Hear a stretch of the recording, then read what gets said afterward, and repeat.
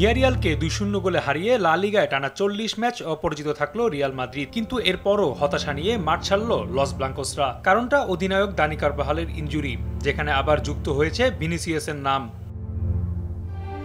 Santiago বার্নাব্যুতে ম্যাচের 14 মিনিটে D বক্সের বাইরে থেকে ভালভার্দের দারুণ গোল ও 73 মিনিটে ভিনিসিয়াসের লং শট জাল খুঁজে পেলে লস ব্লাঙ্কোসদের অপেক্ষা ছিল কেবল জয়ের।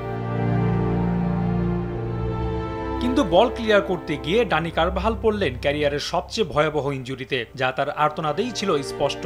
স্ট্রেচারে করে মাঠ ছাড়ার পর অ্যাম্বুলেন্সে করে স্টেডিয়াম ত্যাগ করেন 32 বছর বয়সী এই ডিফেন্ডার। এরপর ইনস্টাগ্রামে নিজে জানিয়েছেন এসিএল ইনজুরি নিয়ে।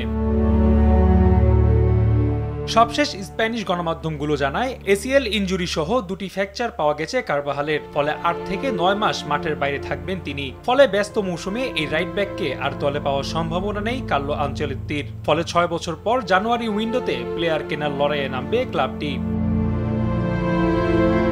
এদিকে এই ম্যাচেই কাঁধে চোটে পড়েছেন ভিনিসিয়াস, ফলে তাকেও রাখা হবে বিশ্রামে। শঙ্কা জাতীয় দলের হয়ে চিলির বিপক্ষে ম্যাচ খেলা নিয়েও। ফলে দলটির চিন্তায় এখন লম্বা মৌসুম পাড়ি দেওয়ার, কারণ বাকি মৌসুমে কতজন ফিট থাকবেন সেটাও এখন বড় শঙ্কা। অতিরিক্ত ম্যাচের চাপে চলতি মৌসুমে ইউরোপ জুড়ে চোটের তালিকা হতে পারে আরও লম্বা।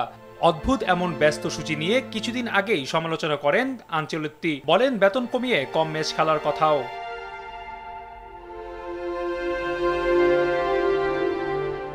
রাফি আমিন, RTV।